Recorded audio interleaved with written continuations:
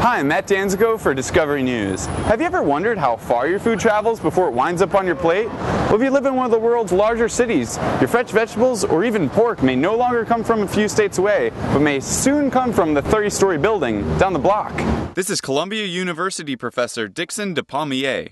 Despommier and his students have developed a concept called vertical farming that aims to grow crops and raise animals inside skyscrapers in city centers. A vertical farm, in our view, is a tall building, transparent, in an urban center that grows our food. The vertical farm of the future, which is a 30-story building, would be one which grew out of a classroom project that I gave my students after we decided to farm indoors. So I asked them how many stories high and how large a building would you have to build in order to feed 50,000 people a year.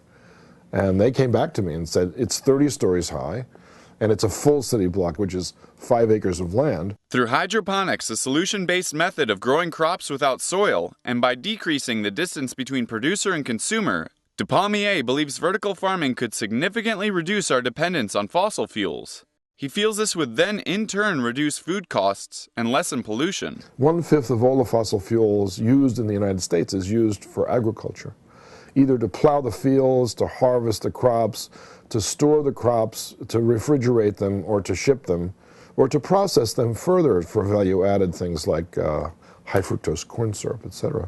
So fossil fuels plays a huge role in normal agriculture. It will not play any role whatsoever in urban vertical farming. None. The idea of vertical farming has spread far beyond Columbia University and has now caught the attention of people around the world. And one of those interested is Manhattan Borough President Scott Stringer. We will find a place in New York to do this. I still marvel when people 20 years ago, when developers in New York said we're going to build a green building with solar energy and cogeneration.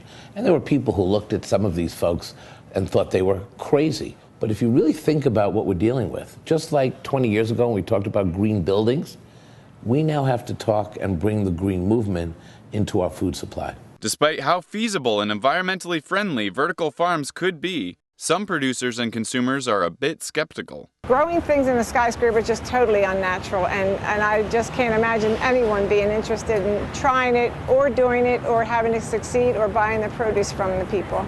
I have a twisted opinion to that, because I feel like vertical farming would be good, of course, for global warming and everything that's going on now with the environment.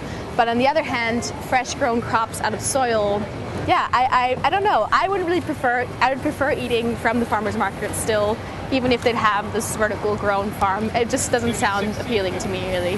Whether you find them intriguing or just downright strange, vertical farms may soon be on their way to transform both the way your food is grown as well as your city's skyline. For Discovery News, I'm Matt Danzico.